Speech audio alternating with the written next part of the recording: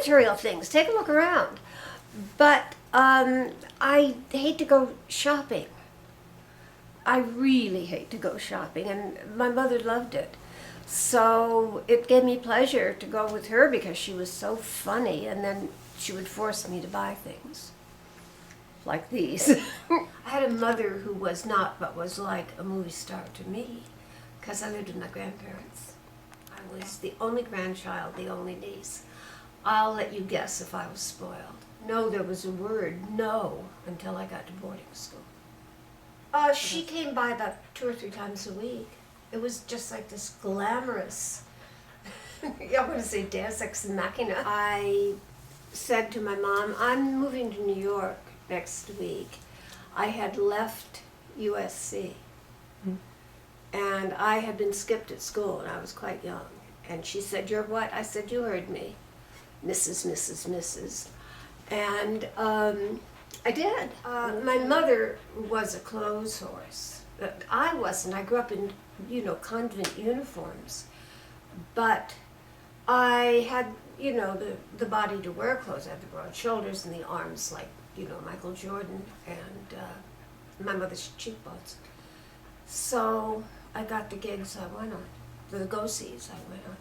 This was on sale at Bergdorf a long time ago. I was with my mom, who has forced me to buy many things. And the salesperson immediately hastened to tell us there were no seams. It's just one piece of cloth. And I said, yeah, I don't care. But then I decided that I would put all these bugle beads on there. Oh, you did it? I did it. Oh, it's just her bracelet. I got them, again, my mother forced me. Your mother, My mom and I were in Neiman's yet again. She really enjoyed Neiman's. And there was a sale, and on the rack was this sweater. And she homed in on it because she, had that instinct. She found the best thing in the room. And so she picked it out and she said, well, you have to have this. And I looked at the label, and it was a black label, Donna Karan. And it said hand knit, 100% cashmere hand knit in Scotland. And my voice must have scaled up so that only a Doberman could hear it. And I said, Mom! And she said, it's half price. Half price still being 4 figures. And she forced me to buy it. I had just signed a very nice book deal and had gotten a healthy advance. So forced. She said, it's going to be warmer than a fur coat, and she was right. It's really nice. I've been thinking recently of getting a pair of reading glasses put on him. Why? Because... because you're twins? Yeah. So he needs a little pair of reading glasses. It's a real license plate. And I got it because I was a devout watcher of The Sopranos, so it's from New Jersey. It came from it. They had them in all states. It's very often my handbag. Reading in the LA Times about 2 black youths being found dead on the street, shot dead, and all I could think of was, great, if these were white youths, it would be on the front page and not opposite the weather map. And so I had recently stopped modeling because I always knew that you got out before it was time to get out. And I started going down to South Central. It was called South Central, Los Angeles then. Now it's just South LA. Cities like Watts and Compton and Inglewood and then Baldwin Hills.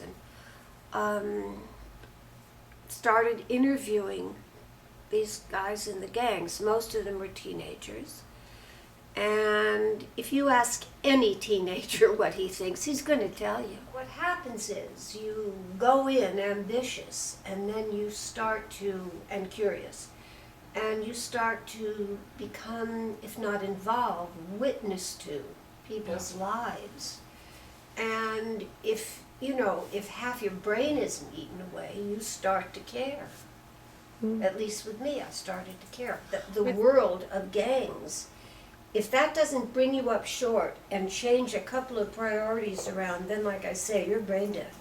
I was just as shallow as everyone else, but I don't think I'm necessarily very deep or profound, but as I say, unless you're brain dead, it's impossible not to care. When the book first came out, it landed with a big kaboom, because it was the first book about the gangs. And I remember getting angry because I was so often questioned, and the question was, well, are they, and then the question, and finally I said, hey, they're not carpenter ants. These are individuals. They may be in a gang, but you can't just put them in a little... Right. And It woke me up a lot of ways. And to quote you, I heard you when I was scrambling for yet another outfit, that consciousness begins to kind of uncoil, the antennas begin to pulse.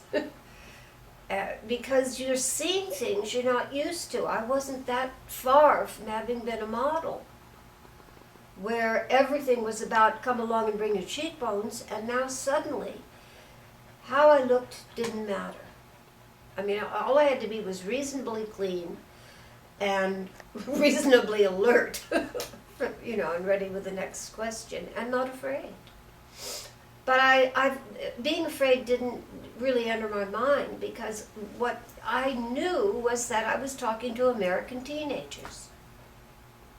Same kinds of questions with one difference. Why do you kill each other? Why do you want to kill a kid who looks just like you?